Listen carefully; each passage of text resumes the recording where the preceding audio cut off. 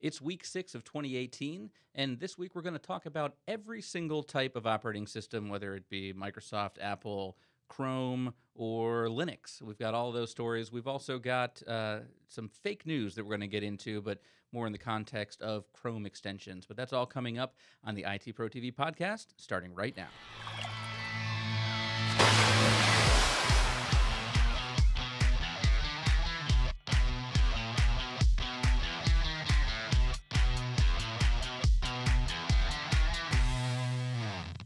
Hello and welcome to the ITProTV podcast. I'm your host, Peter Van Rysdam, and I am joined, as always, by Mr. Don Pizzette. Don, how you doing this week? It's another exciting week of tech news. We've got a good selection of stories this week, a handful of security, as is our want lately, and a bunch of other cool things kind of spread across the various products out there. So like every week, we're going to move through, kind of learn about what's new and exciting and what we think about it, and hopefully you guys stay tuned through the end.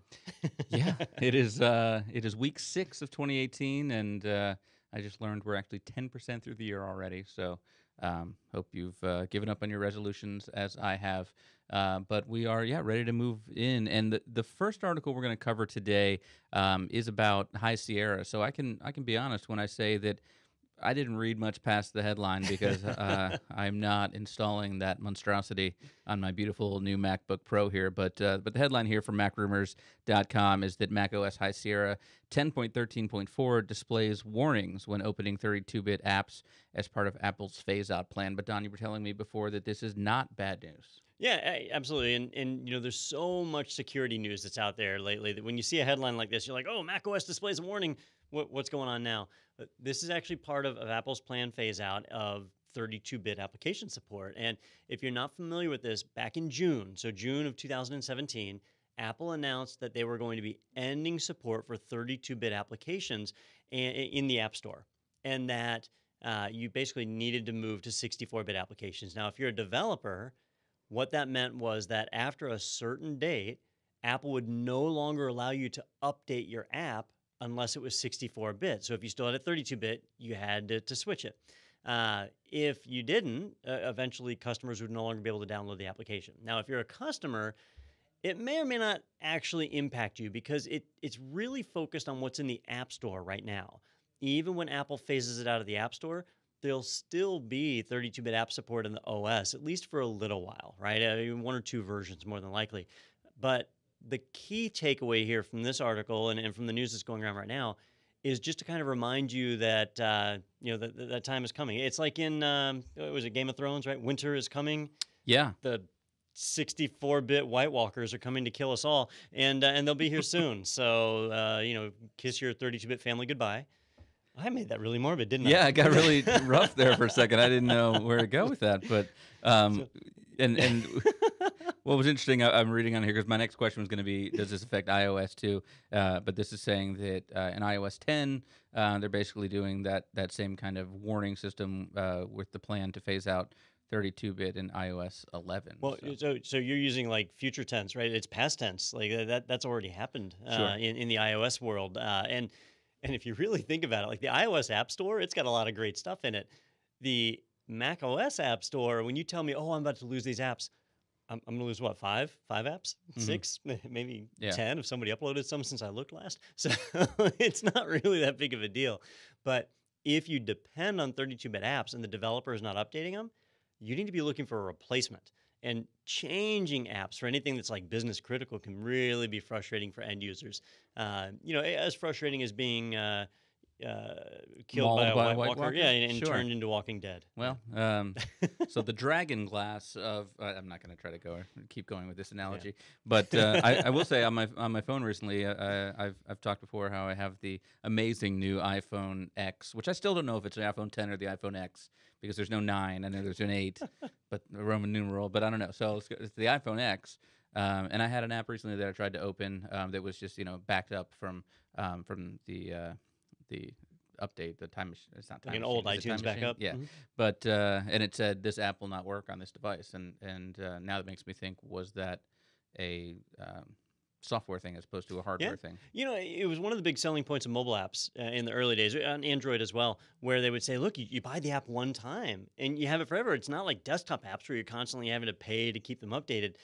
Here you buy it once, but what they fail to tell you is, hey, a lot of developers abandon their applications. And over time, as the OS has changed, they patch security holes, things break. And with iOS, it's actually happened more than once where they changed the file paths of where certain applications were allowed to write data to, and that broke a lot of applications. And I don't know, if I look at my I have an Android phone now, but I used to have an iPhone. And if you look at my purchase history, there's several apps that I bought over the years that don't work anymore just because of the file path change, right? Here we're changing 32-bit to 64-bit apps. That's a bigger deal. From the developer side, it's actually not that much work to convert your app over to 64-bit, but you have to do it. And if you're no longer supporting the app, that's not going to happen. So on the desktop side, it's pretty much the same. They just have to go in and change some compile flags and recompile, do a little bit of testing. The programs that have the biggest problems are ones that use plugins or add-ons. And those plugins and add-ons, they can cause problems if they aren't updated to 64-bit also. That's when developers have a nightmare. But there is some work that has to be done. All the flash. All the Probably. flash. That's Yeah, right. well, for my money, I've always been an 8-bit guy. Audio, games, everything. So I guess those will continue to not work as we move forward. Next up, sticking with Apple, we've got an article from the Tech Times, which is obviously the biggest newspaper in tech. How to disable iPhone throttling in Apple's latest iOS 11.3 beta. And so this has been something that's been talked about a lot, where Apple finally came out and basically admitted that, yes, we are throttling the older iPhones, but it is not because we are just trying to push you to buy a new iPhone. Wink, wink. But that wasn't. I didn't even wink. Yeah, I think I did the wrong digital eye. wink. Yeah. We can put that in post. But they were doing it because basically the newer iPhones, excuse me, the newer software has more strain on the older iPhones, and so it was causing major battery drain. And if you're used to getting, a full day out of your battery and of your phone without having to charge, which is sad that that's the standard that we now have. One whole day. That I've made it one day without having to find a battery or a wall to plug into. That yeah, if you just ran 11.3 or anything iOS 11, your phone would have just died in a matter of a couple hours based on the things it had to do. So they were doing that as a feature to you, but a feature that basically you couldn't turn off. But now it looks like we found a way to turn that off. And we talked about this in an earlier podcast because I was kind of making fun of Apple. The real challenge here is not the fact that they were throttling the phone, but that they didn't give you a choice, right? They made the decision for you, which is their style of thinking differently. So in this scenario, they basically just said, like, we're going to choose to throttle your performance to preserve your battery life, and didn't give people the choice. So they came out and they said, yes, we do this, but we're going to give you the choice. So what's significant here is that in the 11.3 beta, they finally put the choice in there. You actually do have a system preference that you can go in and set and tell it, hey, don't throttle my phone, and I'm okay if I only get 11 hours of usage or 8 hours of usage or 2 hours of usage, right? It's up to you to pick and say, I'm okay with shorter battery life, or I would rather be throttled to get better battery life. And a lot of people knew that Apple was going to release this. They said they were going to release it. We just didn't know when. Now we kind of know when. I say kind of because these betas, it's usually only a month or two before they actually make it to the phone. But it shows that Apple was pretty quick to respond to this one. They'll probably still get a class action lawsuit, but at least they did act on what they said. Well, and I'm actually impressed too because initially, just looking at this kind of headline and scanning through, I was assuming that this was a hack, a workaround that someone had figured out a way to do this. But this is actually Apple coming out and responding, and they did. Well, they did come out and say that we'll replace your battery as well for what was it, $29 or something. So Which that they could said help as well. They But said there's been a ton of demand for that. Like a yeah, lot of people have been going in for that battery, and they're the ones who said customers don't need to change their battery. We don't need to do a removable battery, and the other cell phone providers started to follow suit. Now I think they're seeing like, oh, customers do like to change their battery. well, it depends. I mean, they've obviously set up a scenario where they want you to replace your phone, if not every 12 months, every 24 months. A lot of people skip that in between cycle and just do it when their phone contract comes up. But I think they're finding now with, hey, we're talking about $1,000 phone. Yeah, I'm good with my iPhone 5 or I'm good with my iPhone 6, and so we're seeing that combination of not only is the software more demanding on the battery, but the battery's also been depleted from all those cycles over the years, and it certainly doesn't live up to what it used to. So that's definitely fixed there. Does your phone now that you've gone? What are you on, the Galaxy? I'm on a Galaxy S8. And Yep. can you remove your battery? No, nope. And I think the last phone I had where I could change the battery was I might have been my BlackBerry? Galaxy S3. It was a while ago, but I liked it because I would buy 2 extra batteries, Mhm. and when you go on a trip, you just take fully charged batteries. So when you ran out of battery, you just swap it out. Now you're at 100%. No, I've got to hook up to a battery or plug into a wall. It Well, you just see people walking around conferences now, and they've got those little, the lipstick kind of thing that Mhm. like gets you one charge or two.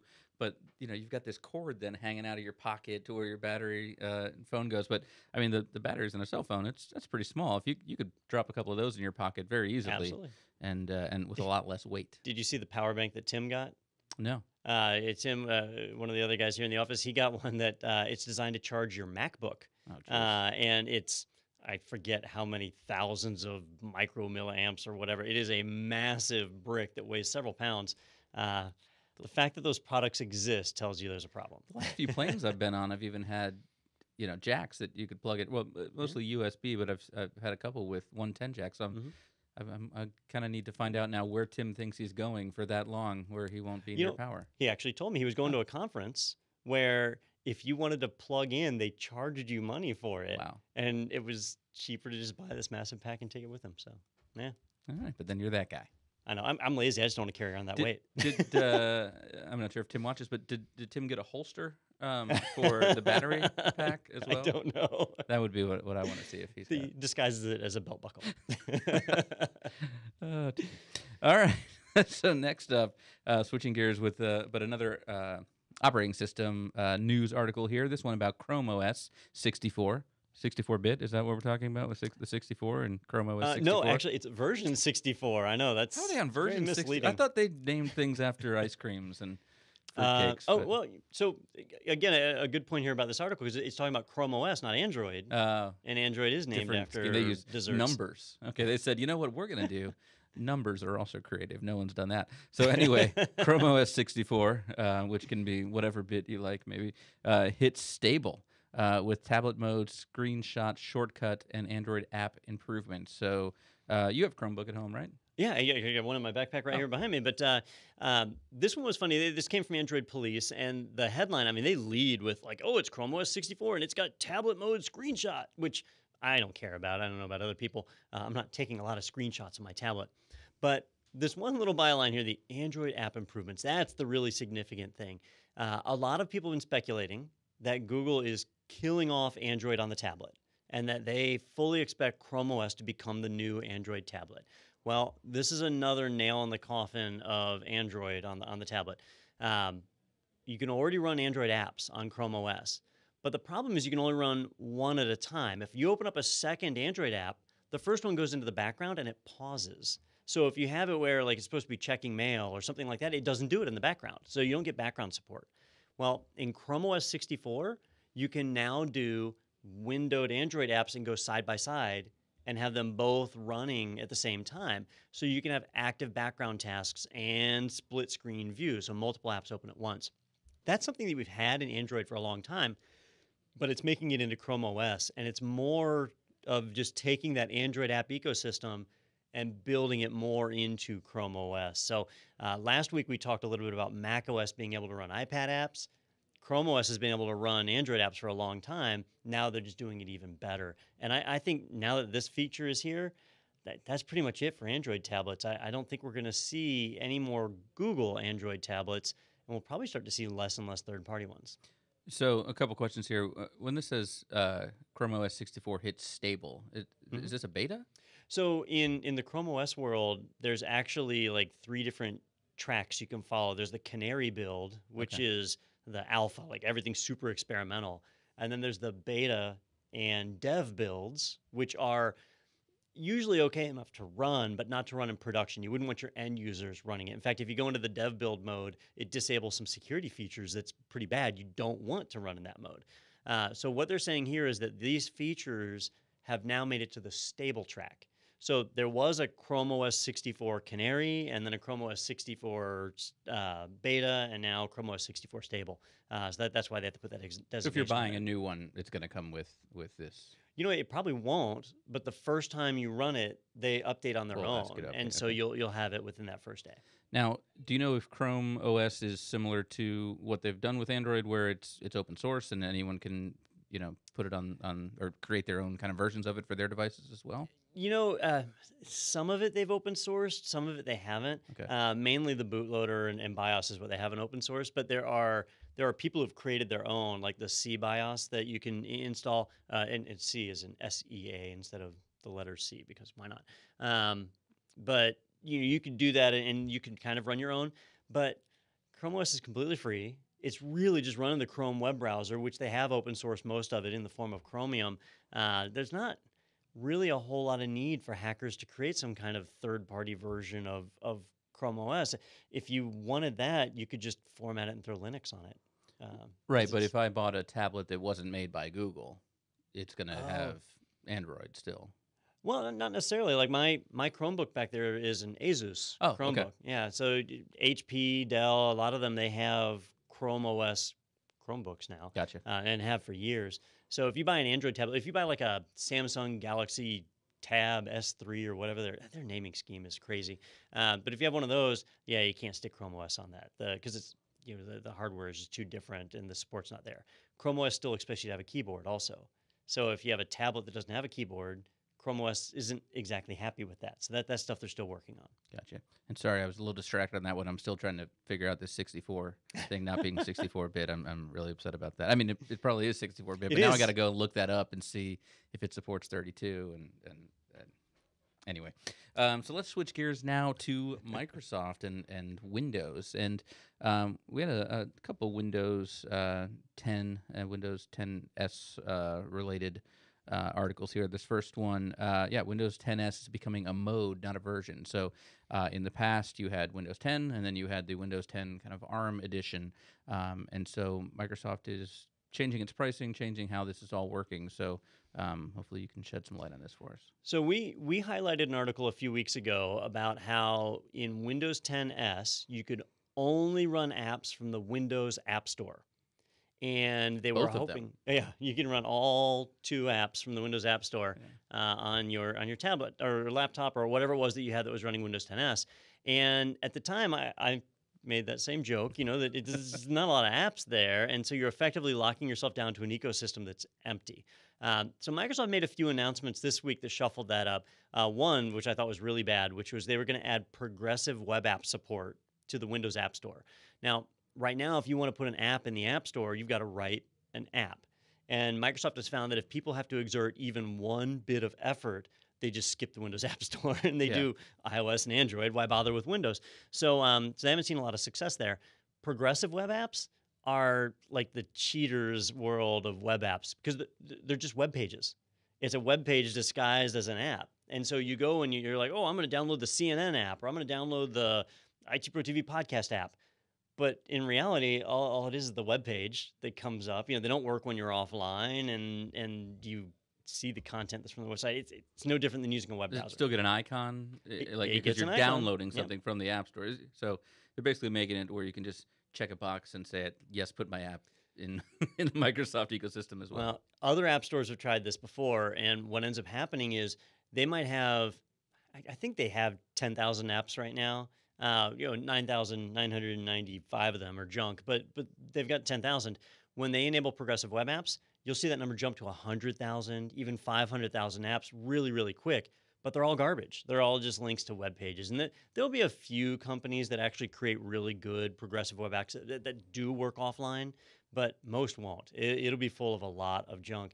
And there'll be a ton of instances where you'll see like the CNN app brought to you by Joe Smith. Like just some regular person who says, oh, let me go embed that page. I'll make an app that loads this website for you. And they'll get some downloads, they'll get some ad revenue, and that happens. So I think that's a bad decision. But I've totally digressed from what this article is talking about because the other piece was Microsoft came out and basically said that Windows 10s is dead because they're going to change it so that it's not its own software anymore. It's not going to be Windows 10s, that you can take regular Windows 10 or Windows 10 Professional, and you can flip a switch to put it into a secure mode where it will only run apps from the Windows App Store.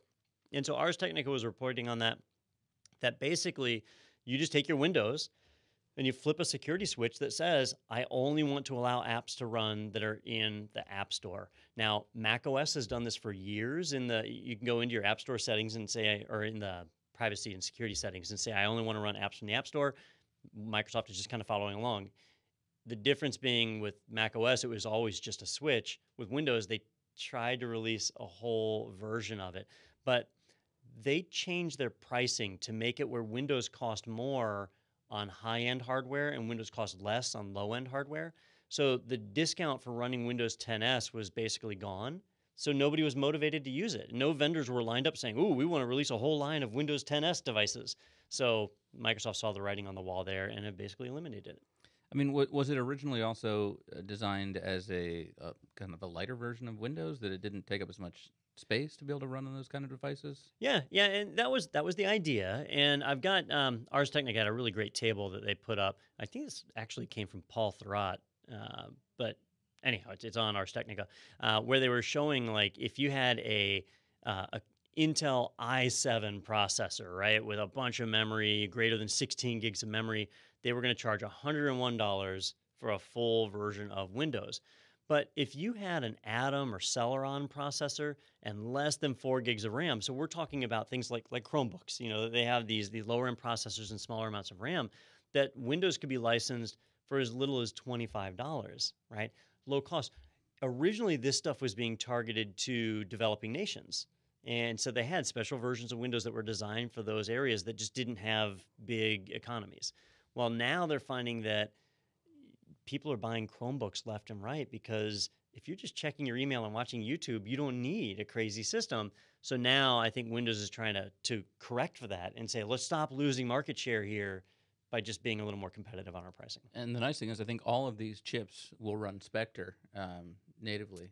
Looking down the list, most of them are meltdown compliant. Yeah, so that's gonna be a feature we're gonna talk about so they're meltdown compliant. Yeah, all of them should do Spectre. Fantastic, fantastic. All right, sticking in the Microsoft world now. Next up, this article frightens me because You scare easily. I scare easily, but we've talked in the past about biosensors and things to unlock phones and the face detection on the new iPhones and things like that. And I've always said that I will never use anything that has a retinal scanner because I've seen enough movies to know that means my eyes will be removed.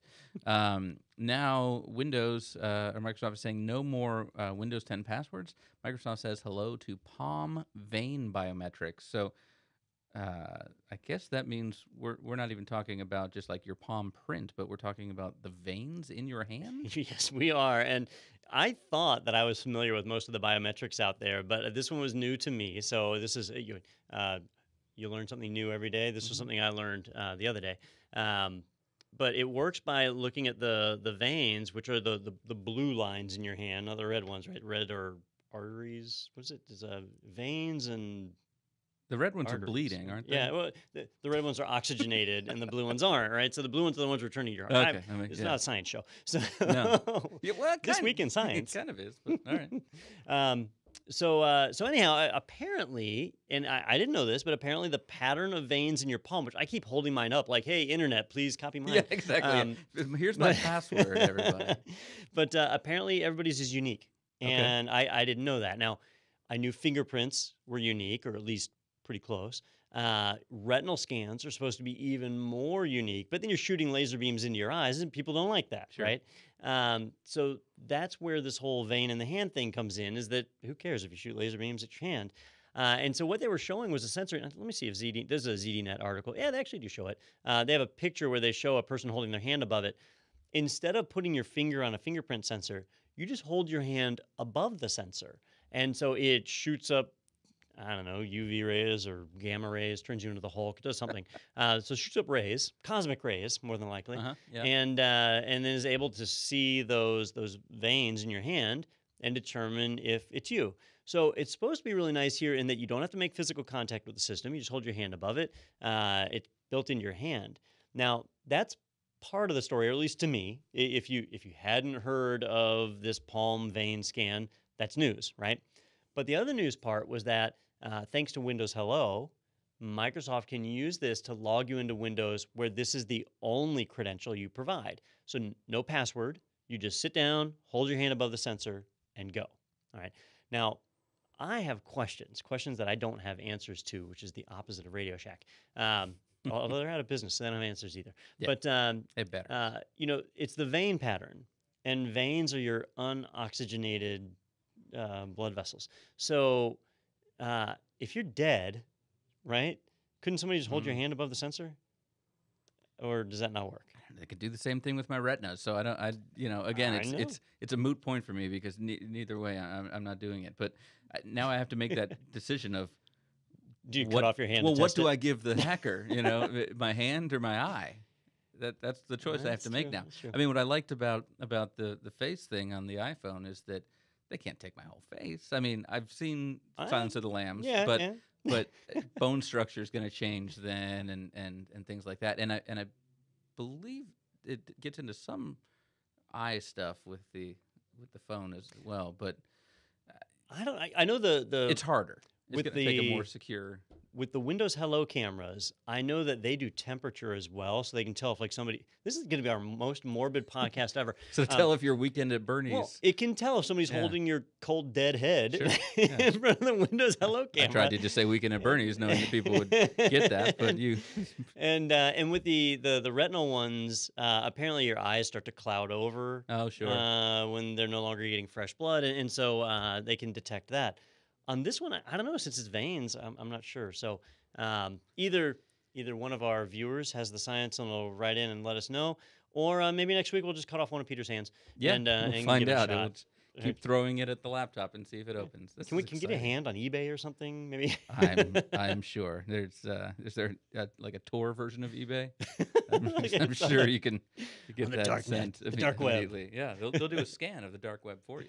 Like, man, all I can find are severed hands with heroin. I can't find them without heroin. Yeah, that's true. I don't know if it'll check for that, but I want to know like what kind of camera can actually see the veins, as opposed to just seeing the Hang on. surface. They say it in the article my because I read it password. earlier, but I just can't remember, and I'm trying not to stare at it. But they did actually say, this is something I forgot to mention, that this is already built into the Fujitsu Lifebook and Stylistic series notebooks. It says they're using this in Japan with 80,000 employees that they Yeah, tested with. I figured it had to be overseas because I don't know anyone with a Fujitsu anything. You just don't see that product here in the U.S. very much. But this is already rolled out, and so we're going to see more and more of this coming around.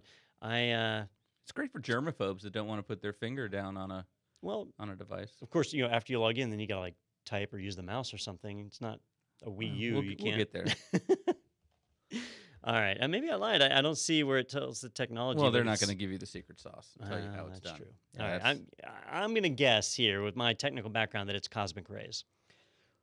Sure. Well, sticking with the theme of things designed to frighten you, the Amazon Key service. So this is something did we talk about on the show? We I talked think about the Amazon mentioned it. Cloud Cam because it The had Cloud a Cam. weakness.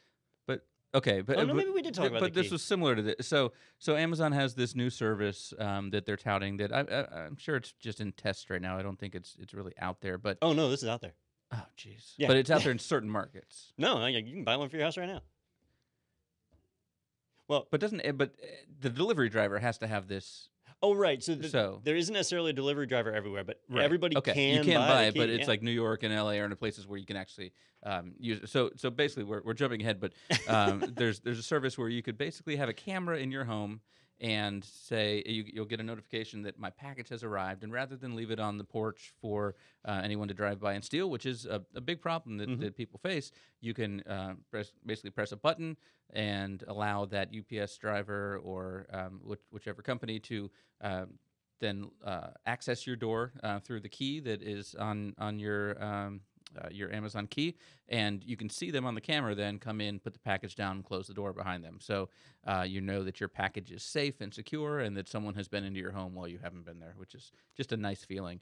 But this article from Tom's Hardware is talking about how hobbyists have demonstrated ways or vulnerabilities, basically, in the system, which in a just to sum it up, it's basically you're sticking chewing gum in the lock, right? And then the door can't close after they leave. Sort of, yeah. You're doing that digitally.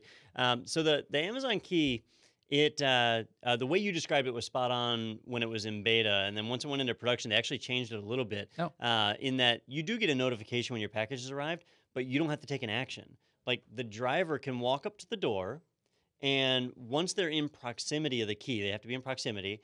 They have their mobile app. They tap to the key, and it unlocks the door, so they can actually just unlock your door because they're supposed to be there delivering.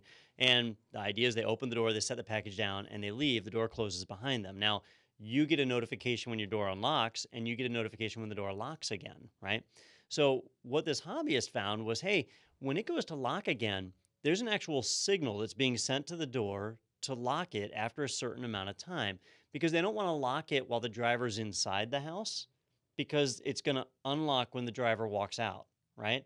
So they want to make sure that it locks after a few moments. So that when the driver opens it, they have, I forget what the time is, it's like 2 minutes that they can get in, drop the package off, and walk off. which is And entirely too long. uh, it's, I'm assuming that's the time for them to capture your dog and get it back inside. it depends They're on what kind giving of you dog. 2 minutes to chase the dog around the neighborhood. But what the hobbyist found, and did they ever say the hobbyist name? I hate it when they don't mention somebody's name. But what they found was that hey, during this little window of time, you could do a wireless DDoS attack. You could just like blast the wireless and take it offline, and then Amazon can't send the lock command back down, and the door never relocks. Now the driver's going to drop off the package and the driver's going to walk away, right? So the driver did their job, they're done, they don't notice. And for us, the customer, if you're not watching out for that lock message, all you get is a timeout. And in fact, if you're not looking at your phone, you might even be confused and you feel your phone buzz and you just assume that's the lock message and ignore it. But meanwhile, an attacker could be waiting and now your door is sitting there unlocked and they're able to get in. And this is similar to a cloud cam vulnerability that Amazon had where you could do a wireless DOS attack. And if you shut the wireless down, the camera would freeze on the last frame that it had. And so if your house was empty, it just looked like your house was empty. And burglars could break in, steal everything, and it wouldn't be on footage at all because the camera's not reporting back.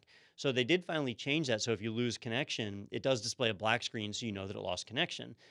Here with the key, they'll fix that if they haven't already and just say, like, if we don't get a message after this amount of time, we go ahead and lock anyway. And then that can't be denial of service. But it was another weakness. And we're going to see stuff like this anytime you have a new emerging technology. And the thing I always want to remind people is while the Amazon Key is being presented as like a advantage or It's a whatever for feature. you, Yeah. it doesn't benefit you, not one single bit. It benefits Amazon, right? That if the package gets stolen, Amazon's going to have to ship you another one. So that's why they want to have this system.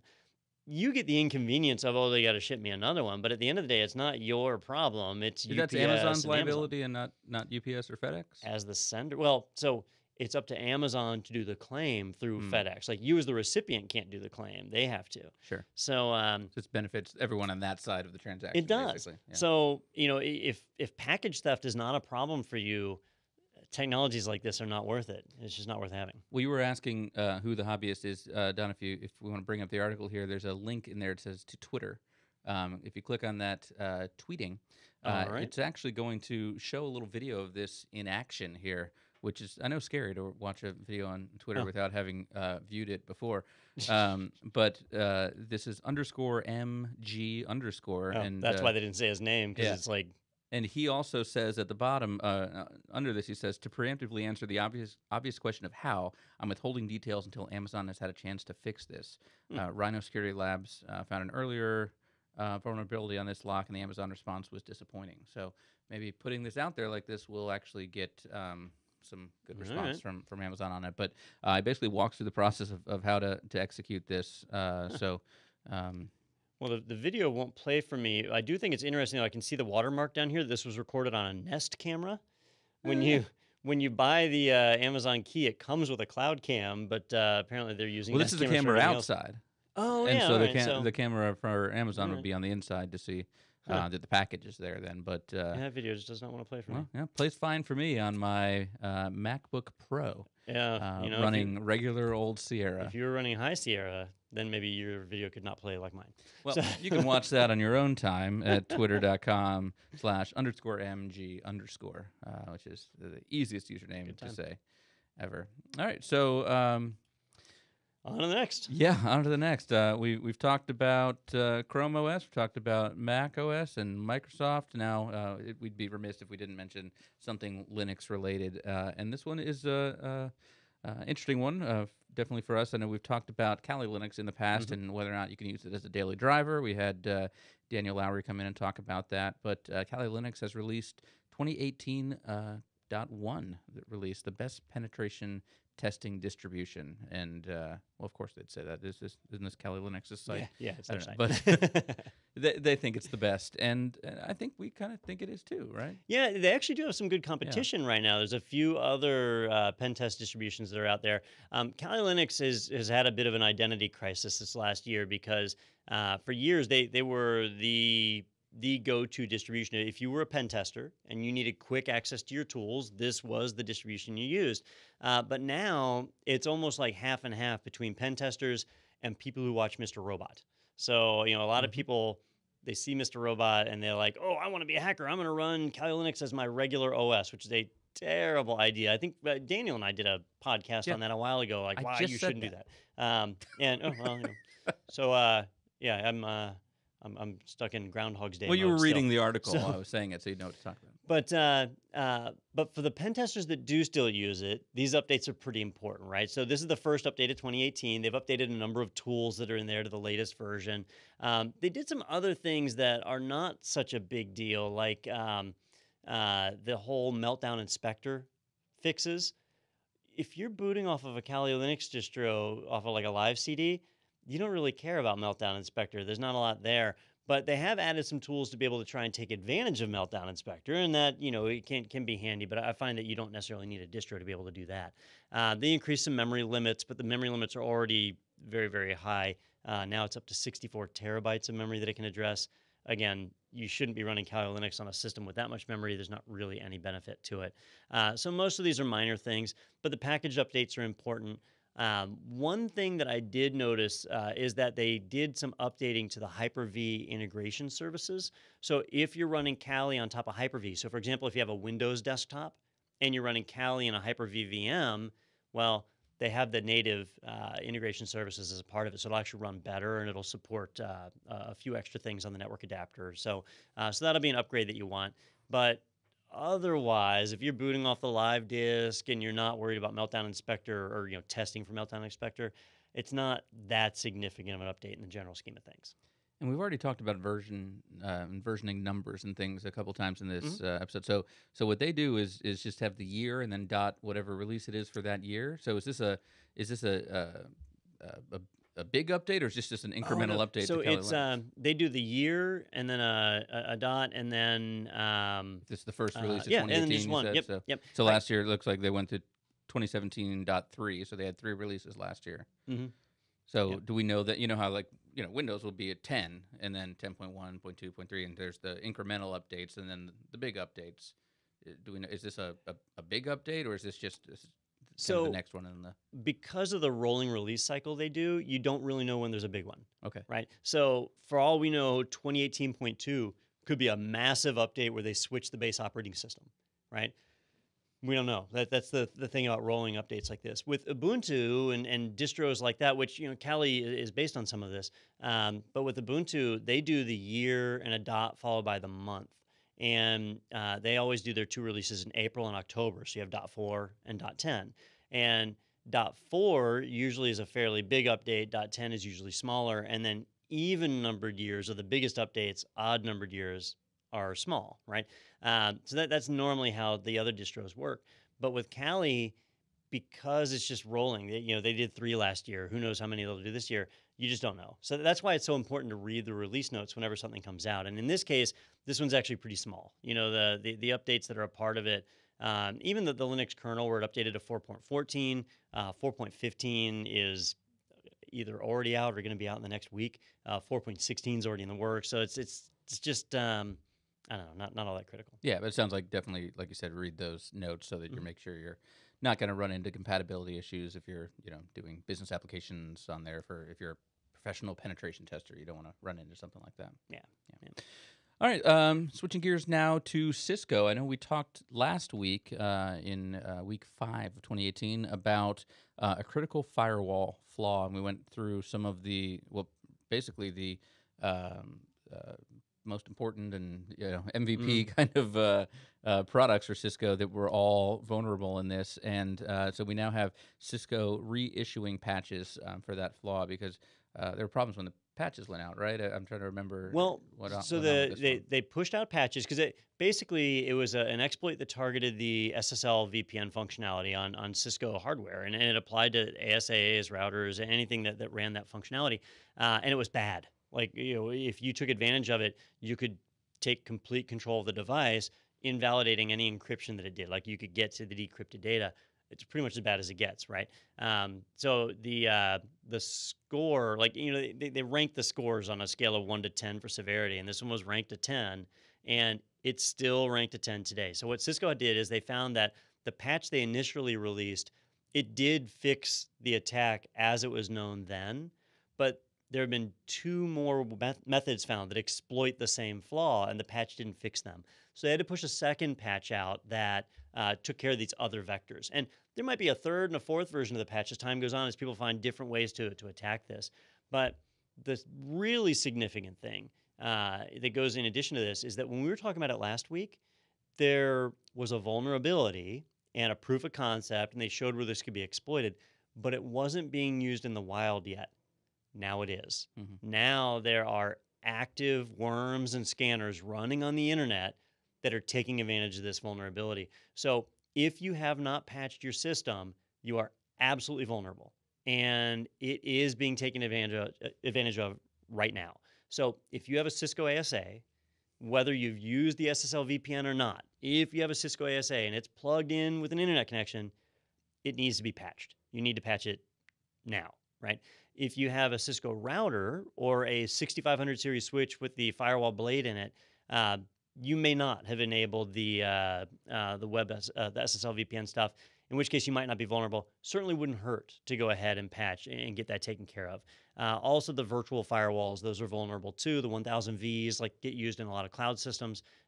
Those are really running the same OS as the ASAs, so they need to be patched as well. But it is being exploited. That's definitely what I wanted to mention this week, so everybody knew. Stop dragging your feet. Get out there and patch them. Yeah, I think it's important to also take a moment and just tip of the cap to the hackers out there who were able to get these these exploits in the field in such a short time. I mean, just talking about a week, that's good for them. They're obviously using agile project management. Sure. And Scrum. Yeah, because you got to be able to shift gears here as the vulnerabilities come up, and I know. and move these things to the top of the backlog. That, hey, we got a big one here. And speaking of big ones, this is it, folks. And I'm not talking about California falling off of the rest of America into the ocean, but this is the big one, the biggest leak in history, according to someone. This is from motherboard.com. Key iPhone source code gets posted online in, quote, biggest leak in history. So this is it, Don, right? Hey, it's over. With that lead in. Yeah, Jonathan Levin, who is he's written several iOS books and other things. He's the one who's quoted as saying, this is the biggest leak in history.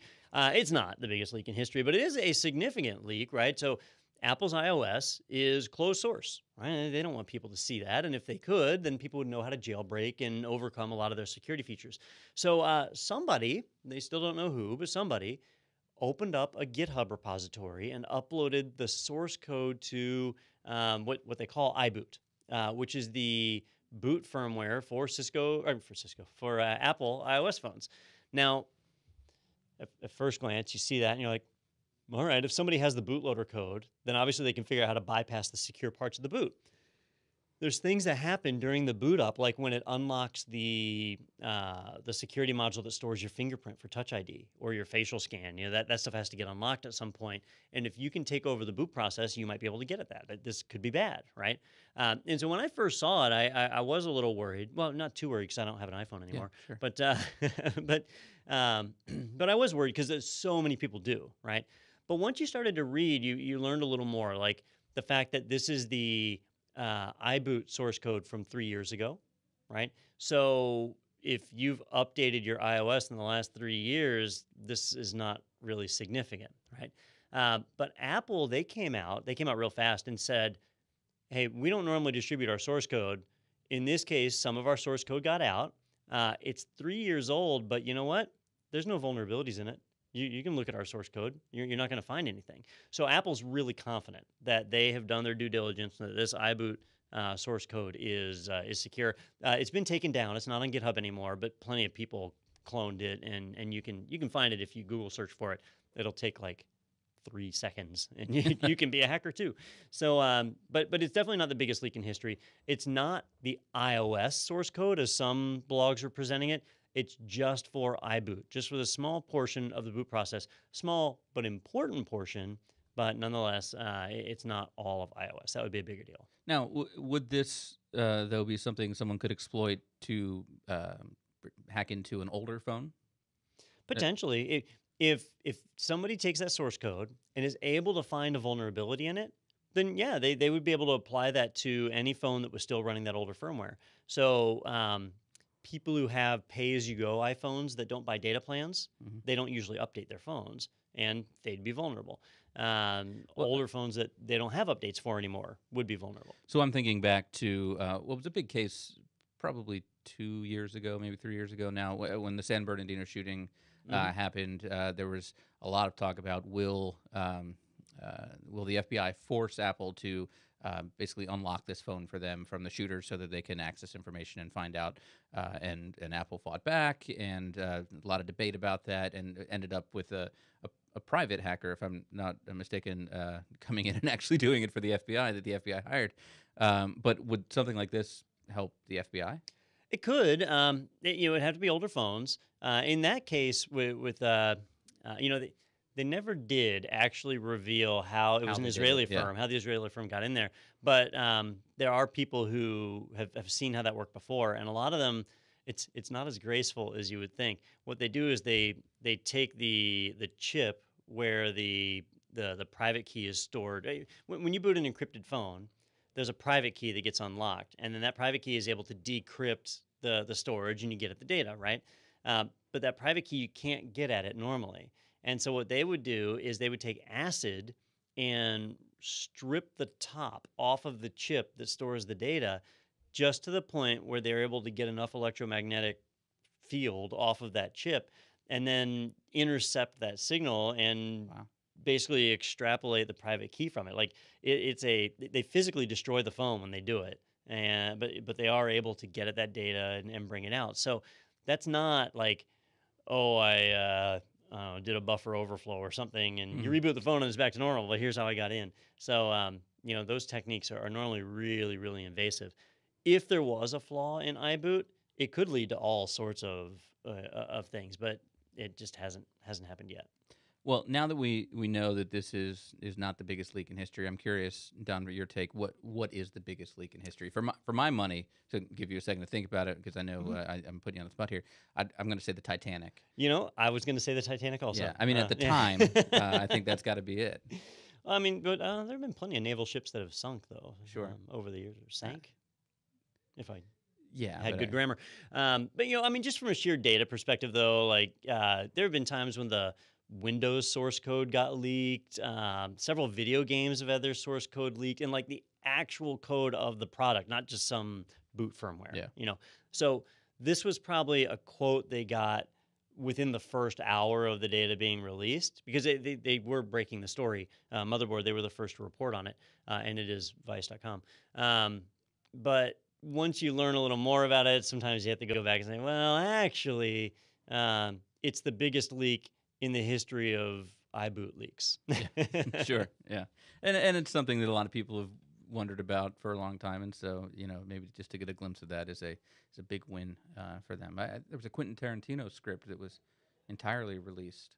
Oh, yeah, The Hateful Eight. Yeah, it was Hateful Eight, yeah. And he changed the ending. He was really angry. He almost pulled the whole movie. Mm-hmm. Well, yeah, that's a bigger leak. Yeah. Me, as far as I'm concerned. All right, we got a couple fun things here to end. This one's not as much fun, but just kind of a little bit amusing here. There's a service called Go Get in Australia, and I think this is essentially like zip cars kind of are here in the U.S., where you're able to do kind of a ride share thing. But an InfoSec researcher hacked GoGet to enjoy joyrides with his girlfriend. And I think that's nice. Nothing says "I love you" like Grand Theft Auto, and this guy was caught. But the reason that this is actually a story is because it basically showed how this personal information from this GoGet service was also compromised as part of this, and it was vulnerable basically. Yeah, and this guy, he wasn't just some random person, right? He was a security researcher. He had, I think they mentioned in the article about how he had found some vulnerabilities in Facebook and got bounty money for that. He had worked for the Australian government in securing their MyGov site, so he had done a lot of work. And so here he was effectively stealing car use, and that's that slippery slope, especially where you have these people that start as white hat hackers, trying to help you find vulnerabilities. When they start taking advantage of them, that's when you've crossed the line and you go to jail, like this guy. 33 ride shares he stole. That's a tangible item that you're taking. But because of the way that he broke in to do it, he had access to the entire customer database at the time. And so while he says, "Hey, I just booked free car rides," the reality is he could have dumped the entire database and could have leaked it online, sold it to the highest bidder. There's a lot of stuff that he had the potential to do because he was in there, right? And that's a big problem. If he was doing it in the name of research, then he would have stolen one ride to see that he could do it and then turn that over. But he stole 33 rides. That's not Yeah, research I want to anymore. make sure I can still do it. Yeah. Because you never know. But this does make you wonder about those people out there that are hacking for bounties. Basically, are they shopping that bounty first on the dark web? We'll talk about again Yeah. to see who's interested there, and if I'm not getting any bites, let me go ahead and see if I can get a bounty by turning it into Facebook or Cisco or whomever. Or sometimes they do it the other way around. Is they see if they can get a bounty, and if they can't, then they turn around and sell it on the dark web. I'm going to get paid one way or the other. And, Yeah, and get here's rich how or to die do it. trying. Yeah. Like, and which is interesting when you see things like going back to the Amazon key story that they're, this guy is saying, we haven't gotten a good response from Amazon, so I'm going to, put this out there for everyone to know about, as opposed to, he could have turned around and just said, I'm going to put this out there for, these bad actors to know about. But either way, I think these guys know where we can get our hands on a hand Yeah, to use. some So vain we'll look authentication. into that. And so, so finally, we wanted to talk a little bit about Chrome extensions because, Donna, I'll let you lead this Okay. one because I know you were talking about the Chrome extensions have been in the news recently. They have, and every week we try and pick out the more significant news articles, and I've started skipping over ones on Chrome extensions because they keep happening so much. There's two big problems in the world of Chrome extensions right now, and I'm limiting this to Chrome because that's what I use, but it's really true in Firefox and other browsers as well.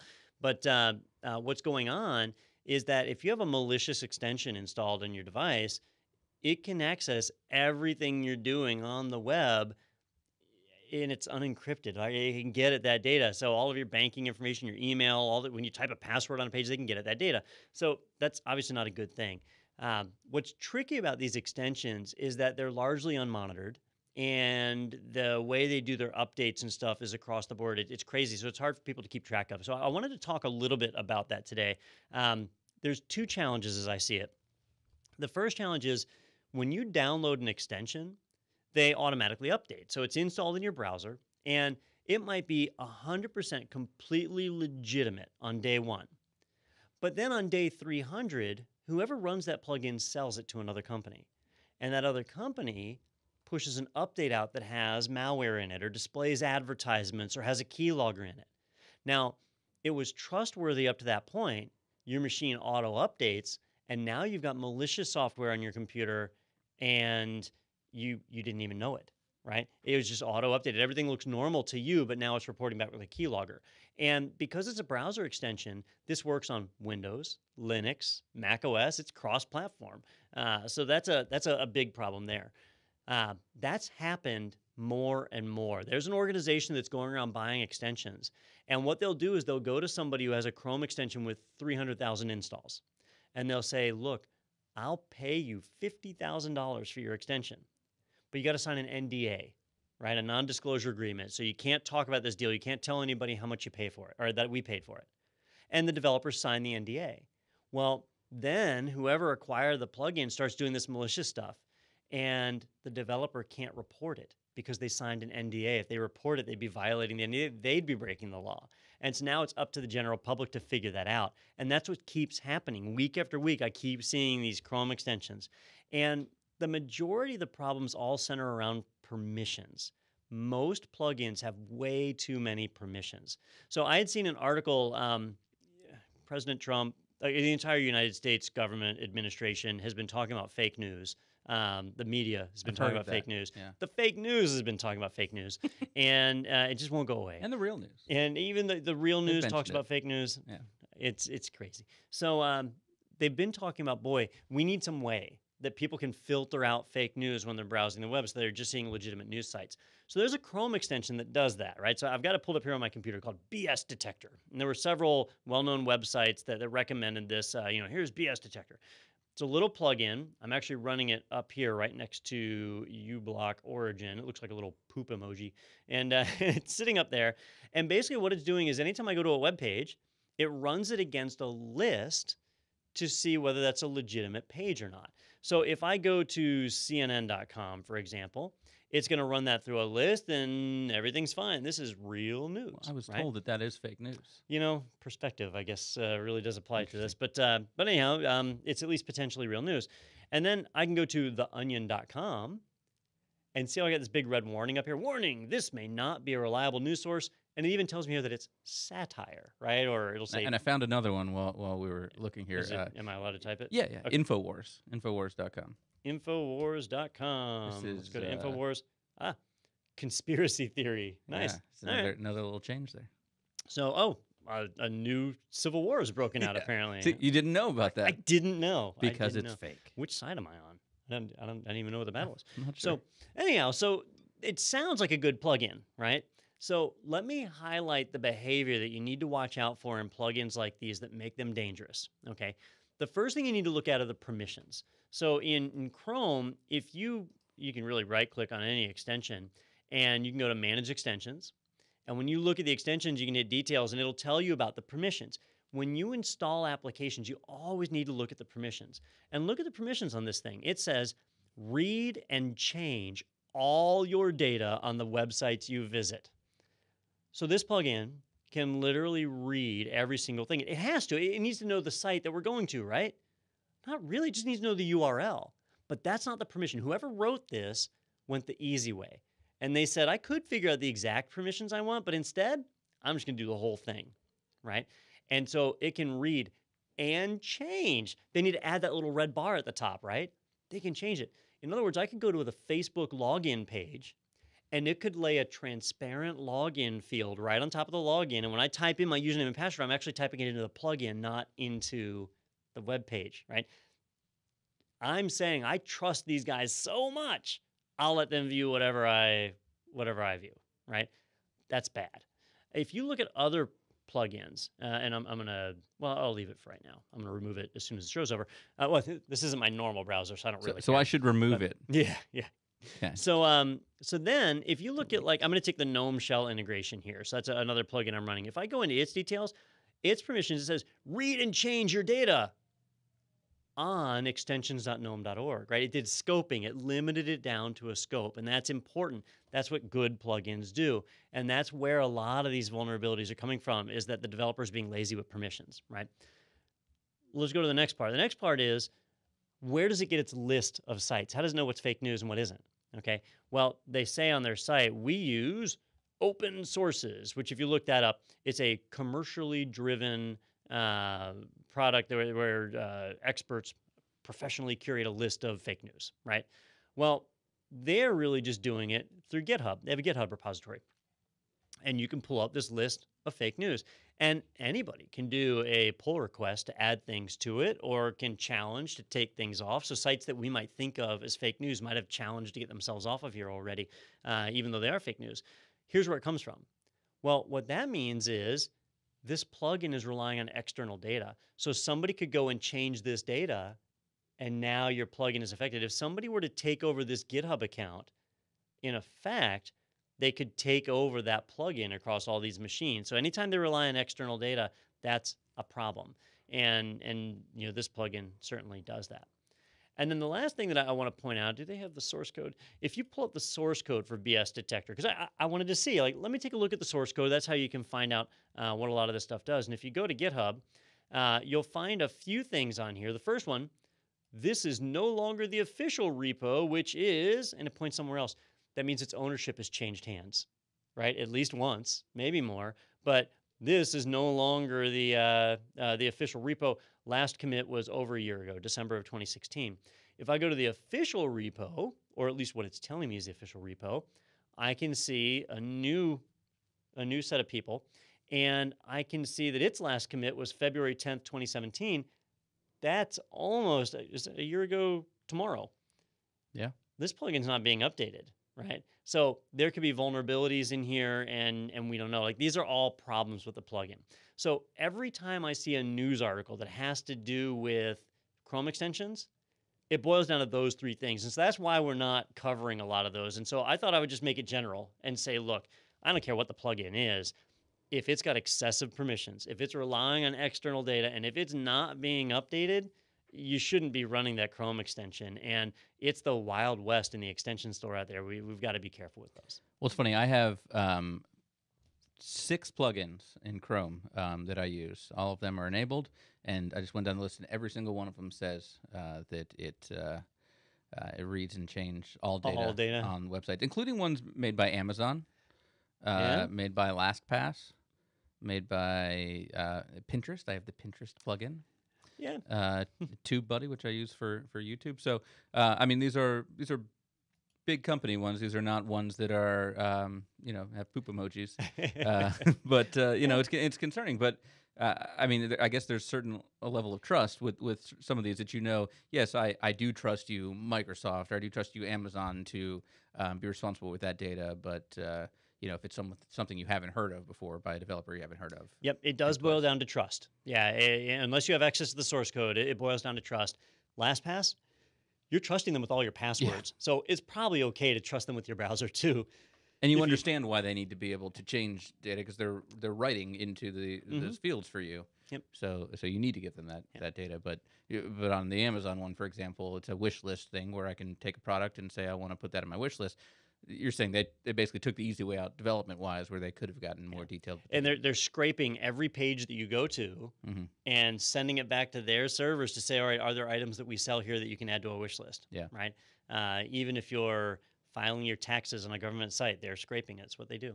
Well, if I can put my taxes on my wish list and have someone else pay for them, I'm happy to do that. Next year, we'll have Amazon Prime tax returns in 2 days fantastic. or less. Yeah. I think it's going to be in a postcard, I heard, too. And they'll use the key to open your front door and drop the check right there inside your door. Fantastic, yeah. And take whatever they want as the tax payment. We're just going to take this lamp and this vase, and you are now set.